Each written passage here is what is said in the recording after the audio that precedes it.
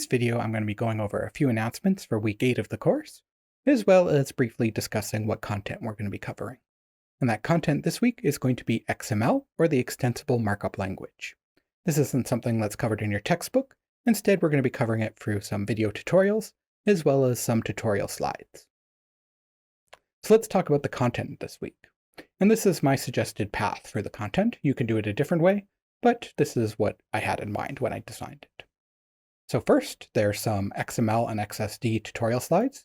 Just like with Access and ERDs, there's basically some readings you can do through slides, and that's because our textbook doesn't really cover these topics in depth.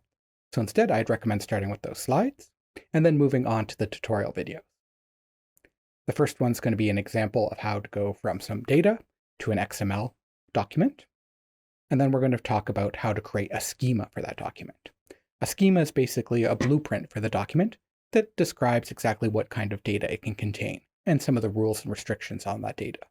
The idea is that you could hand the schema or blueprint to someone else, and they'd be able to create an XML document based on that schema. We also use schemas to validate our XML documents. So we can say, does this XML document comply or validate to this schema? And then after that, I have a tutorial on how to actually import data from an XML document into Microsoft Access. I also cover some other data types, like some common text-based formats, like tab-separated and comma-separated, as well as Excel files. And this is something that's going to be important for your assignment, as we'll eventually be importing an XML document into your Access database. And lastly, I have an XML homework problem posted on OWL. So the last thing in this video is going to be the participation activity. And what we're going to be doing is we're going to be creating an XML document. But the way we're going to be going about it is a little bit different than what we see in the tutorials and in the XML homework on OWL. The idea here is rather than going from some data into an XML document into a schema, we're instead going to be given the schema, and we have to create an XML document based on that schema.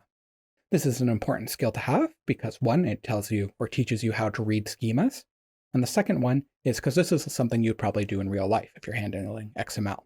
For example, in cloud computing and web services, XML is usually used as a way to communicate between the different servers, and what you're often offered to communicate with the server as part of the documentation is a schema. And as a programmer or someone working with those web services, you'd have to be able to read that schema and create your XML document to communicate with the web service. So this sort of simulates that a little bit. Instead of something complicated like that, though, what we're going to be given is a schema that describes an XML document that lists your favorite media. So things like books, songs, music, movies, TV shows, things like that. So I have a file on OWL. It's under the video lectures, should be introduction to week 8, and then there should be files for participation activity, and there'll be a little link you can click. If for some reason that opens in your browser instead of downloads for you, just right-click on the link and click Save As. And it should contain a file that looks like this. Don't worry if you can't see that well in the video, you'll be able to download that and take a closer look. And what I want you to do is read over the schema, click carefully, and then try to create an XML document based on that schema. The data in the document can be whatever you want. It can be your actual favorite media and actual information about you, or it can be just things you made up. What I really care about is, can you make that XML document that conforms to that schema? Now, this is a participation activity, so that means I'm not going to be marking it strictly on correctness or giving you like a thorough breakdown of what you did wrong. Instead, it's going to be marked on completion. Did you do a good effort to make this document? So after you've created your XML document, I do want you to try to validate it using either Notepad++, XML tools, or xmlvalidation.com, and then take a screenshot of your results. It's fine if it contains errors, doesn't have to be perfect, but I do want you to post on OWL in the forum week 8 XML document, both your XML document that you created and a screenshot of those results that you got. It could either say it's perfectly valid, or it could list some errors. Either way is completely fine. It's not a big deal if it has errors. And you'll get the full participation points as long as you've shown that you've made a good effort to do that. So once again, the schema is on OWL, and it should look something like this if you open it in Notepad++. So once again, I'll just reiterate a few important notes about this activity. It's marked on completion, so don't stress too much about it if you're getting validation errors. We're going to talk about what happens if you have some errors later on, well, in a few seconds. And even if you do have validation errors or it's not quite perfect, still post it because, again, we're marking on completion here. So I don't want you to spend too much time on this. The goal should be around 1 or 2 hours. I don't want you to waste your whole week trying to get this perfect. And that brings us to our optional bonus activity.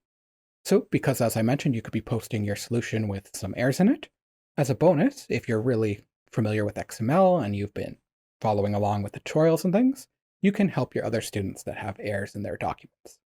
So after you post your XML document, you should be able to view other students' submissions for this, and then you can take a look, see if any of them have validation errors or some things are a little bit off in their document, and then you can provide constructive, helpful feedback. For example, give them some tips on how they could correct those errors, or ideas of could be wrong in their document, why they're getting those validation errors. And you can get up to 25 participation points bonus for each post that's helping another student in this form, to a maximum of 100 bonus points for this activity. And again, those posts aren't just going to be based on how many you made, it's going to be based on the quality of the post. So as long as you're genuinely helping the student, providing actual constructive feedback, then you can get those bonus marks. So the idea here with this activity is to sort of help each other and provide each other feedback, rather than sort of like a strict marking you'd get by a TA in an assignment. And I do recommend that you try this participation activity before you do assignment 4, but like all participation activities, you do have till the last day of the course to complete it for marks. So do get started right away on reading those XML tutorial slides and watching those tutorial videos. XML is usually the point in the course where students start struggling a little bit, so it's important to get started on that material right away and the assignment right away, so you're able to ask questions and get your answers in time for the assignment due date. Thank you for watching, and have a great day.